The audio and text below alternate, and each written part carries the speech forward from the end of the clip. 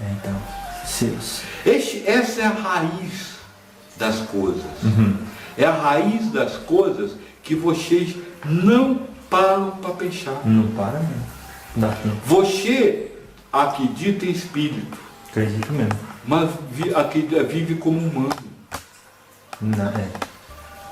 Como espírito encarnado. Não, você vive como humano. Se você vivesse como espírito encarnado, você não viveria acontecimento, você viveria prova.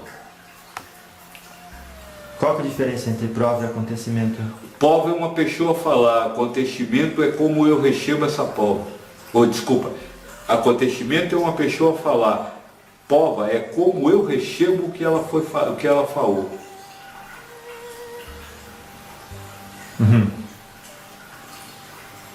Você mais caro. Acontecimento é uma pessoa dizer, você é feio. Prova é você se preocupar e entender por que o que ela disse lhe fez sofrer. Tem gente que consegue viver assim aqui na Terra. Sim. O Buda chama isso de compreensão correta. Mas para isso é preciso ter a atenção plena correta. A atenção. Atenção viver no plena agora, correta. que eles dizem. O que é? Não. Atenção plena correta é outra coisa. Vamos ver, fala. Em vez de você estar atento ao que os outros estão falando, é estar atento em como você está recebendo o que os outros falam. Se você sabe que você é espírito, se você sabe que você tem prova, você quando recebe o que o outro fala, você não vai se ater ao que foi falado, mas vai se preocupar o que aquilo dentro de você zerou. Que você permitiu gerar. Então, veja, e aí nós vamos ter que se afastar um pouquinho dos ensinamentos espíritas para entrar para o ensinamento budista. É a história do carro que eu lhe falei. O que lhe faz chofer quando você não tem o carro? É o seu desejo de ter carro. Se você está com a atenção plena, você sabe que o sofrimento não é a ausência do carro, mas o desejo do carro. Então, se alguém chama você de feio e você tem atenção plena e a chama de feio e isso lhe faz sofrer, você não se preocupa com por que ela acha você feio, o que ela acha errado em você, mas você se preocupa o que lhe causou o sofrimento. E por que você sofre quando é chamado de feio? Porque você criou expectativa a respeito Porque você quer ser chamado de bonito. Então. E aí, ele alcança a compreensão correta. O meu sofrimento aconteceu porque eu quero ser chamado de bonito. Isso é um desejo. Então eu tenho que trabalhar a minha relação com o meu desejo, para que o outro me chamar de feio não cause nada em mim.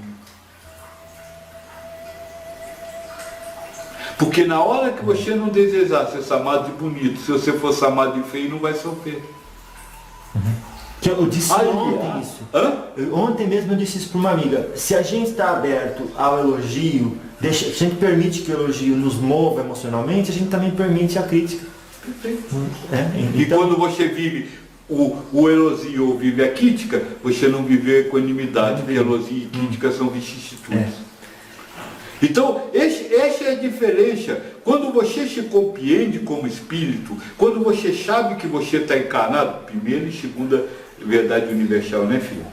Você sabe que você está encarnado, tudo que lhe acontece, ou tudo que você tem informação, ao invés de você se ater à representação da coisa, ou seja, o ato físico, você se atenha como está recebendo. Como você se sente em relação àquilo. Isso. Claro. Mas não... E a partir do momento que você sabe por que você... o que você está recebendo, você vai procurar o que em você foi contrário ou a favor daquilo que você está recebendo. E aí você vai combater o que está dentro de você para que na próxima vez que receba não seja nem contra nem a favor, muito pelo contrário. Isso é equanimidade.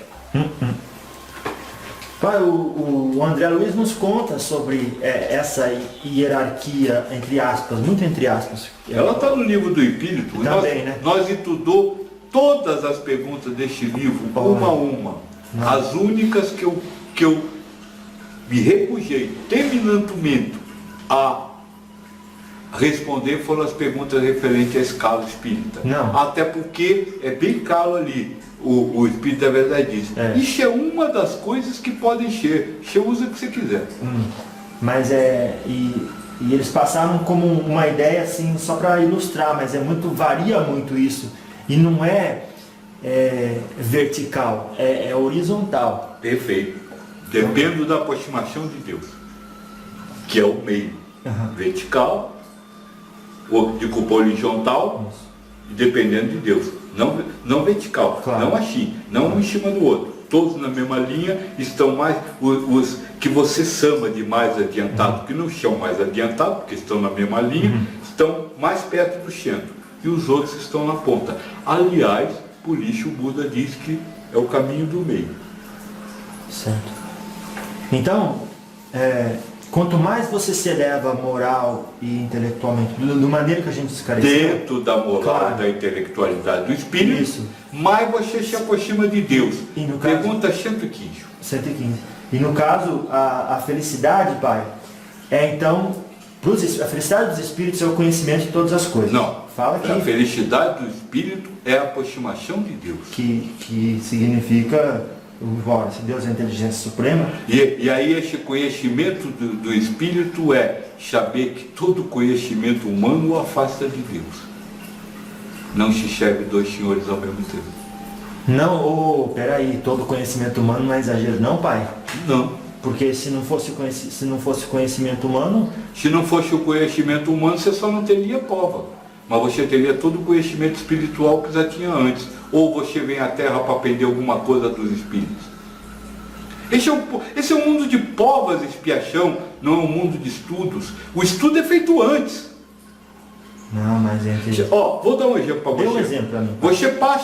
Você passa o mês inteiro indo à aula. Isso. Tá certo? Isso. Chega no final do mês, o que você vai fazer? A prova. E na prova, você vai estudar alguma coisa?